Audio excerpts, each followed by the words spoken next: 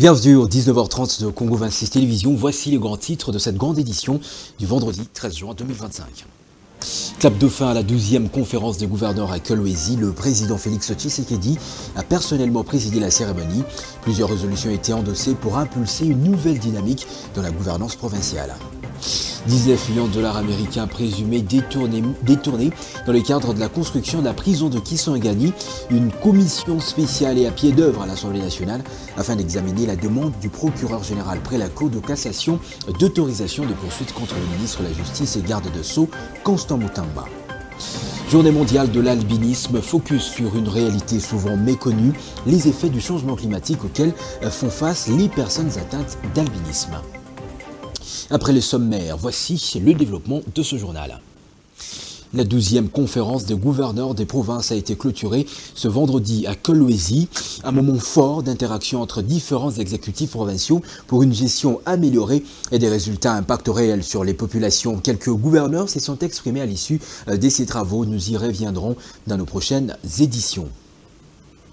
12e session de la conférence de gouverneurs à Lualaba. Joseph Nkinzo a participé à ces assises de Kolwezi en qualité d'expert. Il salue les avancées significatives de ces assises. Parmi les différentes thématiques abordées, la question relative à la santé de la population congolaise qui reste au centre de ces réflexions. Les avancées, comme vous le savez, tout développement d'un pays commence par mettre la personne humaine au centre de tout ce qui est action à mener pour aller vers un pays stable, développé et suffisamment avancé.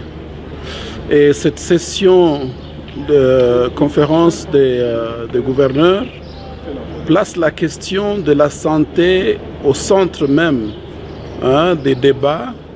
Et on estime que là, on ne parle que de la personne humaine allant dans le sens de sa prise en charge et de l'environnement dans lequel il se trouve, les cadres légaux, les cadres même de travail, pour pouvoir nous rassurer que la personne humaine est au centre de tout ce qui est action du gouvernement. Je pense que c'est une opportunité à saisir, cette interaction entre les gouverneurs en termes d'échange d'expérience, mais aussi les gouverneurs des provinces et le gouvernement central.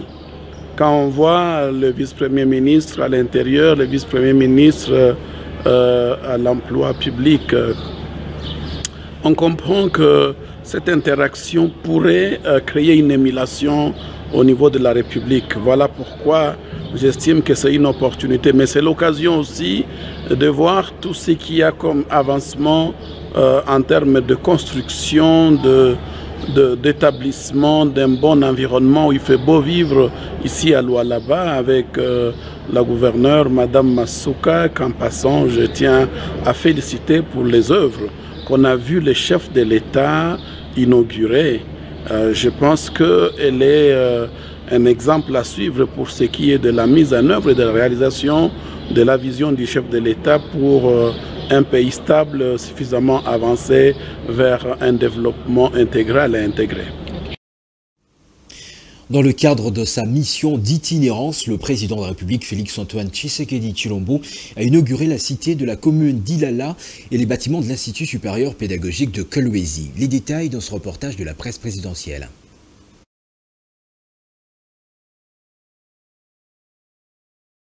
Poursuivant sa tournée dans la province du Lualaba, le président de la République, Félix-Antoine Tshisekedi Tshilombo, a procédé ce jeudi à l'inauguration de 2 infrastructures éducatives majeures dans la commune de Dilala, à Kolwezi.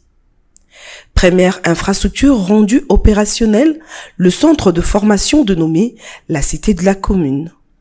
Il s'agit d'un complexe de formation érigé grâce au financement de la redevance minière locale. Ce centre, fruit d'une synergie entre les autorités communales et le gouvernement provincial, regroupe un institut technique de formation professionnelle, ITFP en sigle, et un centre de formation professionnelle, CFP. L'ITFP propose des filières spécialisées dans les secteurs stratégiques pour le pays, tels que la métallurgie, les mines, la géologie et l'agriculture. Les CFP, quant à lui, offrent de formations dans des métiers d'avenir comme la coupe et couture, le modélisme, l'esthétique ou encore l'art culinaire.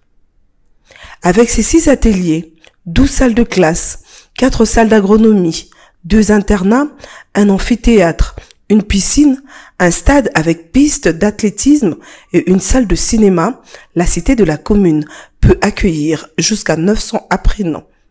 Ce qui permet de répondre à la fois aux aspirations de la jeunesse et aux besoins réels du marché de l'emploi dans une province minière en pleine mutation. La deuxième infrastructure inaugurée est le nouveau bâtiment de l'Institut supérieur pédagogique de Kolwezi, ISP. Locataire depuis plusieurs années, l'ISP Kolwezi dispose désormais de ses propres infrastructures modernes, bâties sur un site de plus de 3300 mètres carrés. Le campus comprend 16 salles de classe, un dispensaire, un terrain de football, ainsi qu'une station solaire photovoltaïque.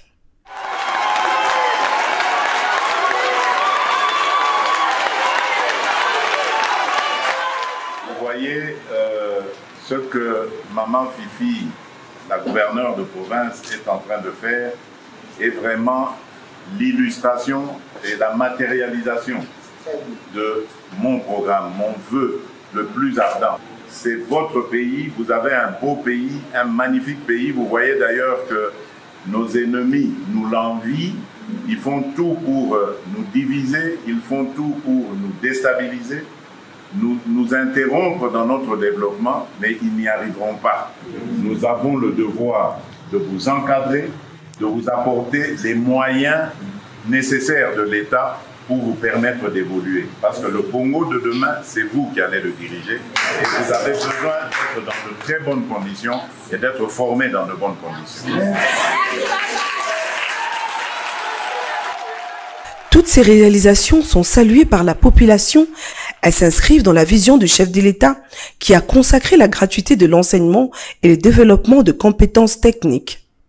Grâce à l'appui du programme de développement local de 145 territoires, PDL 145T en sigle, ces projets témoignent d'un double engagement, garantir un accès équitable à une éducation de qualité et renforcer l'autonomie économique de la jeunesse congolaise.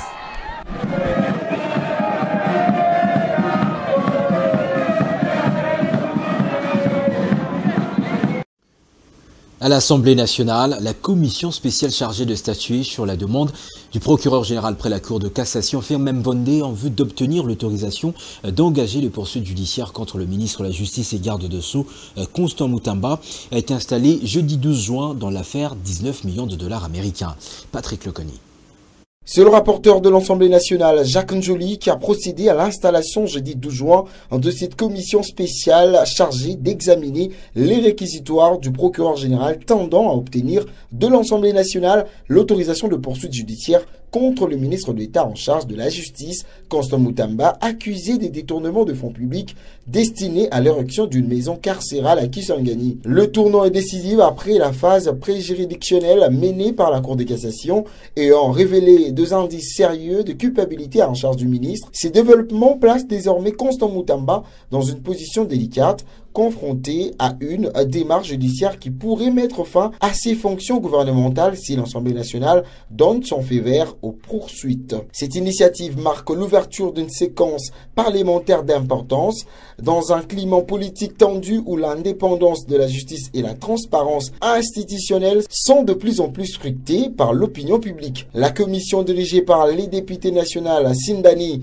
Kandambu Donald et Fumuma Panda Malamba Séraphin, premier vice-président, Mpundu Lundeba Micheline, deuxième vice-président, Bilama Milangu Claude, rapporteur, et Bileni Chiana Dieudonné, rapporteur adjoint. Ce comité est appuyé par les 23 autres membres issus de différents groupes politiques.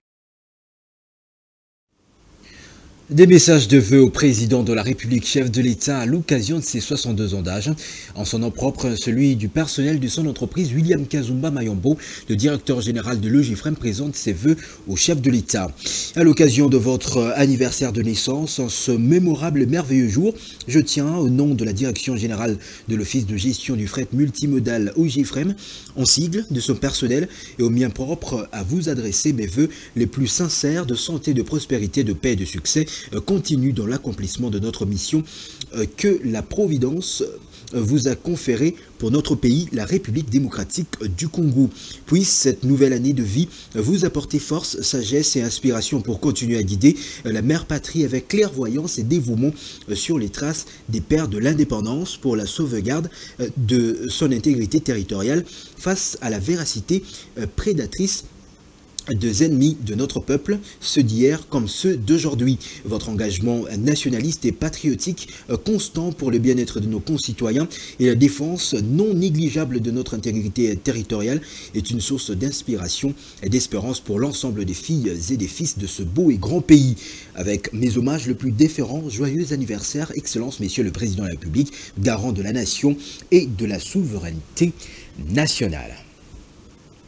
Processus de paix en République démocratique du Congo, l'Union européenne dit réitérer son soutien à toutes les initiatives lancées dans les cadres de la restauration de la paix dans la partie est du pays sous l'occupation rwandaise. Son chargé de mission en République démocratique du Congo, Fabrice Basile, l'a déclaré jeudi 12 juin au président du bureau de l'Assemblée nationale. Le diplomate européen a en outre souligné que les pays membres de l'Union européenne sont disposés à continuer à travailler en tant que partenaires avec le gouvernement congolais et maintenir un dialogue permanent avec les institutions de la République démocratique du Congo.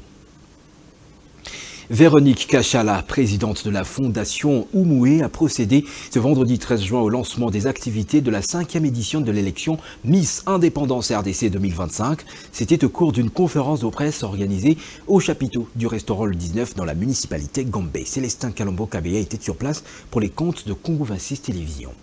Nous, on accompagne déjà tout le... C'est une conférence de presse qui annonce les colères de la finale de la 5e édition Miss Indépendance RDC 2025, prévue le 28 juin prochain, sous les thèmes « Célébration de l'unité nationale à travers la diversité congolaise ». Pour Véronique Kachala, présidente de la Fondation Oumoué et initiatrice de ce concours, cette 5e édition est centrée sur le rôle que doit jouer chacun des Congolais dans la quête de l'unité nationale, rôle dévolu également de la vainqueur de cette édition. Nous avons tous un grand rôle pour tout ce qui se passe dans notre pays. Nous tous, nous avons un grand rôle de se tenir la main dans cette diversité pour ne pas dire que bon, nous devrions toujours rester en train de pleurer. Non, parce que nous voyons tout ce qui se passe, c'est que notre président de la République, Félix Antoine Tshisekedi Tshilombo, il est en train de se battre et nous avons l'espoir. Véronique Kachala a en outre ajouté que cette compétition est une vocation divine pour l'encadrement de la jeune fille congolaise. Je mets Christ devant tout ce que je fais. C'est Dieu qui m'a donné cette vocation, c'est Dieu qui m'a donné cette mission d'encadrer les jeunes filles. Ce n'est pas seulement un simple concours. Angèle Massini Tchimbo, vainqueur de l'édition précédente, parle de son parcours avec la Fondation Oumoué après avoir remporté le titre de la 4e édition. Bien évidemment, dans tout ce que j'ai eu à faire en tant que Miss Indépendance RDC, l'accompagnement de Oumoué était toujours derrière moi. Rappelons que la vainqueur de cette 5e édition sera connue après le rendez-vous du 28 juin prochain au chapiteau Royal U20 du restaurant 19 dans la municipalité de la Gombe. Au Miss, vous pouvez rentrer, vous reposer un peu. Le 13 juin de chaque année, le monde fait un plaidoyer en faveur des albinos. Au nombre des défis quotidiens auxquels les personnes atteintes d'albinisme font face à Kinshasa, l'on note l'exposition au soleil, ce qui ouvre la voie à des maladies de la peau, dont le cancer. Suivez Chris Martial Moussangela, membre d'une organisation qui milite pour la protection des albinos en République démocratique du Congo. République démocratique du Congo, les personnes vivant avec albinisme ou encore les personnes atteintes d'albinisme sont les premières victimes de réchauffement climatique, particulièrement en Afrique. Donc, ici en RDC, plus précisément, nous ne connaissons pas, nous les personnes vivant avec albinisme, nous ne connaissons pas d'accompagnement solide administré par l'État pour le renforcement de la protection de la peau. Puisque, comme j'ai dit tout à l'heure, le réchauffement climatique, nous en sommes les premières victimes et ça cause le cancer de la peau. Alors, plusieurs de mes frères, plusieurs de mes sœurs sont victimes de cette maladie qui entraîne la mort. Alors, tout ce que nous demandons à l'État, tout ce que nous demandons au gouvernement, c'est de mettre en place un système solide pour accompagner les personnes vivant avec albinisme spécifiquement. Il y a certes des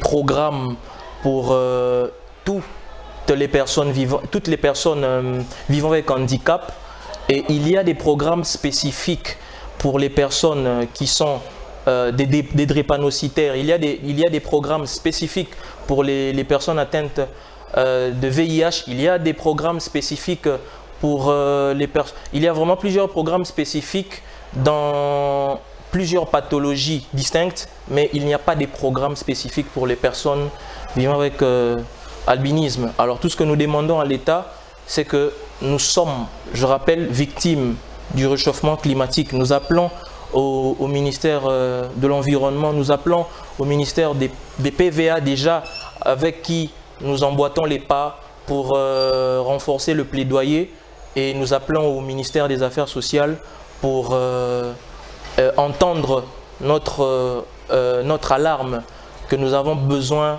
que le gouvernement mette en place un programme spécifique pour les personnes vivant avec albinisme, d'où j'en profite aujourd'hui pour lancer cet appel, puisque nous sommes le 13 juin, c'est notre journée internationale de sensibilisation à l'albinisme. Donc voilà le message, si je peux le dire ainsi. Après plusieurs recherches, plus d'une trentaine des personnes ont été retrouvées sans vie et plusieurs personnes disparues suite au naufrage signalé mercredi soir sur le lac Tumba dans la province de l'Équateur. Selon les sources, une vague accompagnée d'une forte pluie est la principale cause de ce drame. Sephora Hobby pour le récit. En raison de l'écoute. Selon des témoins, l'embarcation transportant passagers et marchandises a coulé sur le lac Tumba dans les territoires des Bikoro à 128 km de la ville de Mandaka suite à une charge excessive. Les bilans établis jusque-là fait état de plus de 30 morts et une centaine de disparus. Composée des 3 pirogues en bois motorisées, l'embarcation a quitté la cité de Bikoro pour le marché au village Ikoko Bongonda situé sur le large du lac Tumba où elle a chaviré. Les recherches de victimes se poursuivent depuis le mercredi soir sur le lieu du drame. Les corps sont déjà repêchés du lac, sont exposés sur les terrains de Bikoro afin de permettre aux familles d'identifier le leur. Selon divers sons de cloche, la tragédie a été causée par une vague accompagnée de fortes pluies. À signaler qu'à la suite des différents naufrages enregistrés en République démocratique du Congo, les mesures prises par le ministre des Transports malheureusement souffrent de leur mise en application, d'où les conditions des transports fluviaux restent déplorable, le voyage nocturne et le problème des surcharges s'y portent à merveille. C'est déjà la fin de cette grande édition d'information. Je vous rappelle ces grandes lignes. Clap de fin à la 12e conférence de gouverneurs à Kolwezi. Le président Félix-Antoine Tshisekedi Tshilombo a personnellement présidé la cérémonie. Plusieurs résolutions ont été endossées pour impulser une nouvelle dynamique dans la gouvernance provinciale. 19 millions de dollars américains présumés détournés dans le cadre de la construction de la prison de Kisangani. Une commission spéciale est à pied d'œuvre plutôt à l'Assemblée nationale afin d'examiner la demande du procureur général près la Cour de cassation d'autorisation des poursuites contre le ministre de la Justice, garde des Sceaux, Constant Mutamba. Journée mondiale de l'albinisme, focus sur une réalité souvent méconnue, les effets du changement climatique auxquels font face les personnes atteintes d'albinisme. Excellent début de week-end en compagnie de Congo 26 Télévision, la chaîne de l'unité nationale. Notez votre emploi et c'est pourquoi vous êtes payé, et votre travail et c'est pourquoi vous êtes né. Mesdames, Messieurs, bonsoir.